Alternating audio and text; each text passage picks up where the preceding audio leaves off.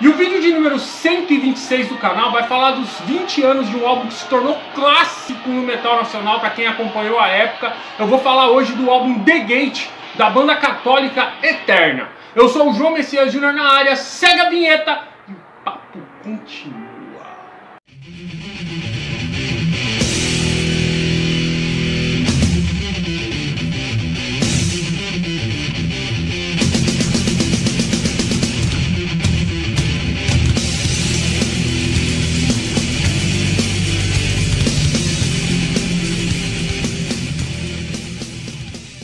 Salve camisas pretas, tudo bem com vocês? Espero que sim, aqui é o João Messias Júnior na área, iniciando mais uma semana falando do nosso querido, amado e respeitado underground. Hoje eu escolhi começar a semana falando de um álbum que completou 20 anos recentemente. E eu vou falar desse álbum aqui, ó, como eu disse lá no Abre, The Gate do Eterna, que tá rolando de fundo.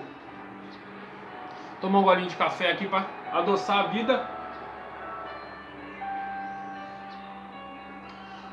E o The Gate, nós estamos falando de uma banda que realmente ela explodiu, ela se tornou uma das 3 maiores bandas do metal nacional lá no fim da década de 1990, 2000, começo de 2000 para ser mais exato. Então foi uma banda que teve um ápice, ela teve um boom. E foi muito interessante como eu conheci o Eterna, né? Porque a gente tinha um grupo de amigos, dentre esses amigos, o meu irmão, o Roberto Carlos, que não é o cantor, o Fabrício, que participou recentemente dos vídeos, e o Kleber também, que participou no especial Dia dos Namorados. Então éramos um ciclo de amigos que a nossa vida era descobrir bandas novas, ler a Rock Brigade, jogar futebol aos domingos, até que um desses amigos acabou assistindo um show de uma banda num evento de música católica, isso num domingo. E ele veio falar pra gente do Eterna, né? E na época o Eterna tava lançando um disco, já tinha lançado um disco chamado Chama Israel. E aí isso veio de encontro com um anúncio que saiu na revista Rock Brigade, que falava de 2 discos, que era uma cooperativa de música católica, a Kojimuk, e ela estava lançando 2 discos, né, meu? Isso, um de uma banda consagrada e outro de uma banda que estava buscando espaço.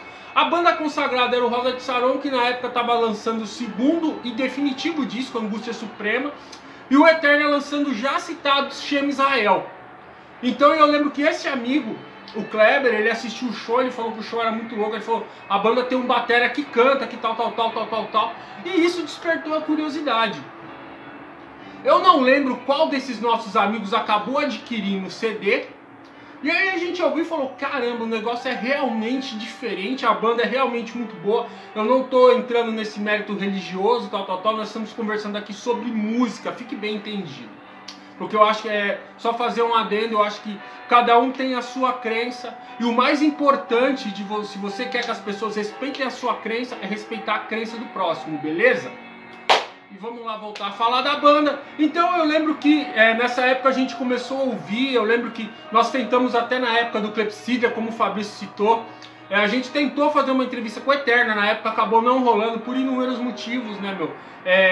A internet, estávamos em tempos pré-internet na época, né? Então a internet estava devagarinho e não tinha velocidade, não tinha conexão, não tinham as redes sociais que facilitam toda a nossa vida nesse aspecto.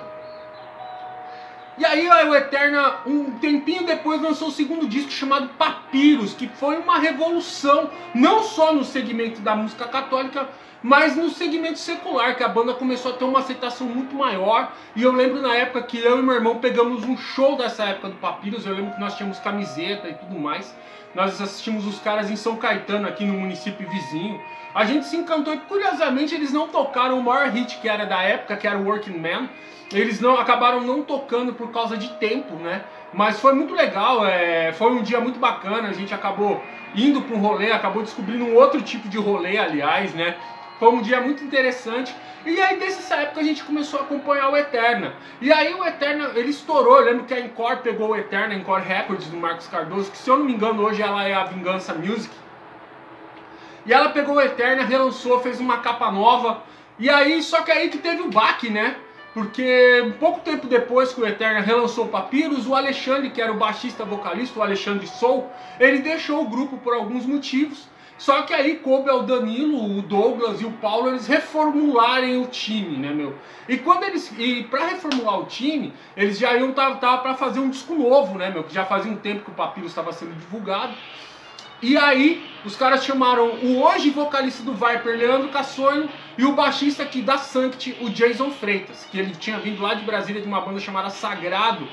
E aí esse time compôs esse álbum aqui, ó, The Gate.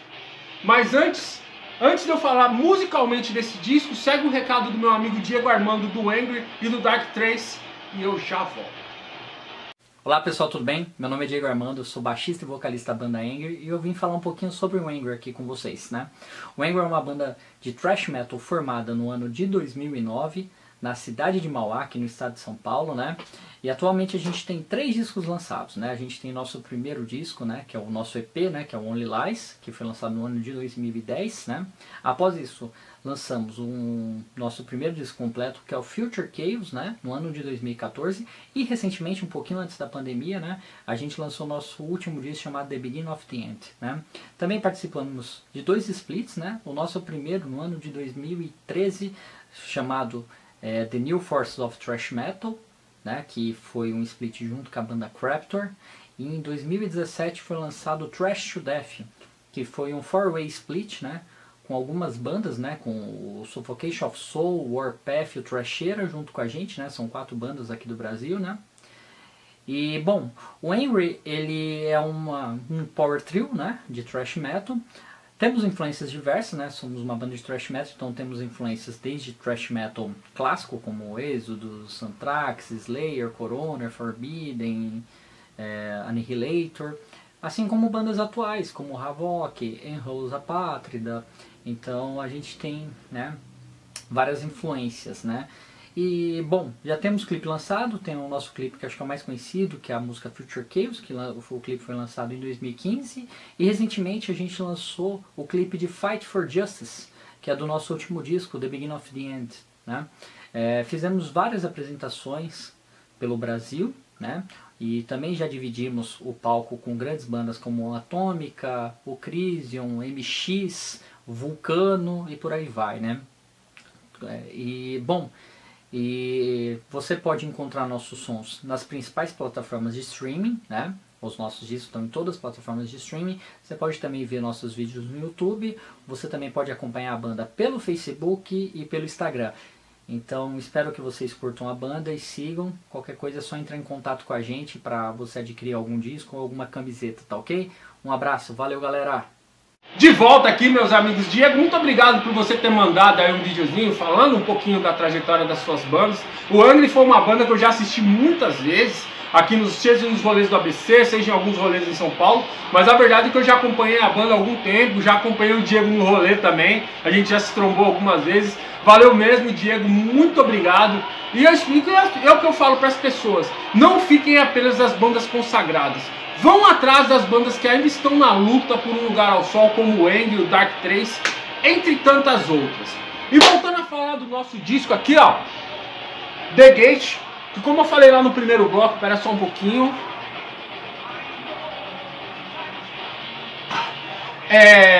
O Eterno, então, ele teve que reformular o time, então eles chamaram o Leandro Cassoni, um jovem Leandro Cassoni, que eu vi o primeiro show dele com o Eterno, que foi em Santo André, que foi organizado pelo Denilson Rufino, que tocou em bandas como Oráculo, Alto Grau, estava no Via 33, não sei o que ele está fazendo hoje, mas ele organizava shows e ele trouxe o Eterna pro ABC, e eu vi se eu não for o primeiro, foi um dos primeiros shows com essa formação, né, meu? Então, e foi muito legal ver o The Gate, que o The Gate, embora ele ele tenha mantido alguns elementos do Papyrus, você percebe uma banda diferente.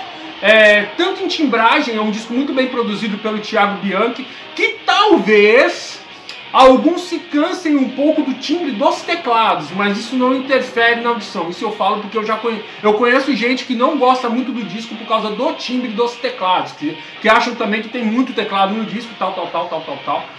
Mas é um puta de um disco, ele é muito bem produzido e ele mostra uma banda um pouco diferente. Ela mantém a linha do Papyrus, assim, as músicas mais concentradas no power melódico, mas você percebe uma banda que está usando elementos mais sinfônicos, que talvez pelo uso dos teclados e ela soa um pouco mais pesada. E tem uma coisa assim que manteve e que foi legal, né, meu? A divisão de vocais, que pra quem acompanhou o Eterna antes do The Gate, então, era uma banda que chamava atenção por ter dois vocalistas, né? O Alexandre, que era uma linha mais grave, e o Danilo. E aqui o Danilo e o Leandro revezam nos vocais e ficou muito legal. O Danilo, com seu vocal característico, inspirado em caras como Bruce Dickinson, Eric Adams, e o Leandro Cassolho, que pra muita gente ele já tinha tocado no Sacred Sinner, que é uma banda daqui do ABC, só que muita gente não conhecia ele. E ele era bem inspirado no André Matos, cara. Você percebeu algumas linhas de voz que eram bem inspiradas no André Matos.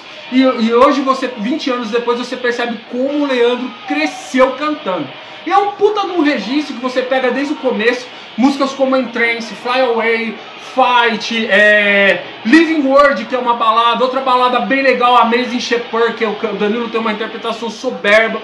E tem a música que é considerada o clássico desse disco, que é a faixa título, né, meu? The Gate, pra mim, é uma música emblemática, é uma música que marca esse disco. Pela divisão de vocais, as guitarras do Paulo Frade estão sensacionais nesse som. Paulo Frade também é um guitarrista realmente diferenciado. E a música Sea of Lights, que é bem na linha do metal melódico mesmo, que encerra o disco com maestria. E foi um disco que abriu muitas portas pro Eterna. Se eu não me engano, foi nessa época que o Eterna acabou fazendo uma turnê pelo Nordeste. Então eu achei muito legal, que foi um disco que abriu muitas portas, que confirmou a popularidade e mostrar a força da banda perante os diversos grupos que compõem o nosso cenário. Tanto que nessa época os grupos que eu mais ouvia daqui eram o Eterna, era o Tuatha de Danann e era o Torture Squad. Então eram as três bandas que eu segui bastante nessa época, eu ouvia bastante, eu ouvia muito. Quando chegava trampo novo eu comprava, então isso era muito legal, cara. E o Eterno fechou o BMU diversas vezes, então eu achei muito legal isso. Você vê o nome do Eterno, que pra mim não pegou tanto mais, pô, não sei se foi o direcionamento musical, não sei dizer, mas as mudanças de formação acabaram prejudicando um pouco o crescimento do Eterna, né? Tanto que anos atrás eles tentaram uma volta, fizeram um show com o Danilo, o Alexandre, o Paulo e o Douglas, um show muito foda no Carioca Clube, que eu tive a felicidade de assistir, cobrir ele pra Road Crew. Então foi muito legal, valeu muito a pena ter assistido. Mas o Eterna, embora eles não tenham pego, mas deixou um clássico chamado The Gate, que completa 20 anos em 2021. Se você gosta de power prog melódico, vai atrás.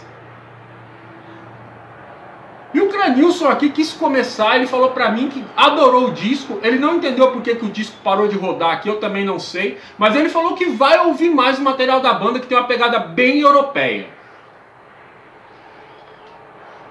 Já o Magriço, o campeão da Olimpíada de Boteco, pelo que eu fiquei sabendo lá, disse que jogou truco, disse que jogou bote, jogou malha, disse que foi campeão de todos, teve que sair carregado lá, porque a galera queria pegar ele lá, porque ele estava ganhando todos, o pessoal achou que ele estava trapaceando.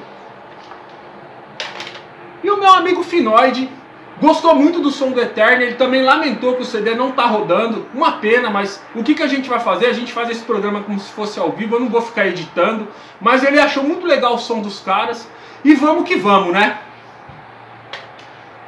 E é isso, meus amigos, mais uma vez, muito obrigado por me acompanharem nessa jornada. E não vamos perder o nosso encontro de sexta, que vai ter o review do unboxing, que eu vou falar das bandas Postmortem Inc. e o álbum solo do Fabiano Negri. E é isso, grande abraço, cuidem-se e até mais.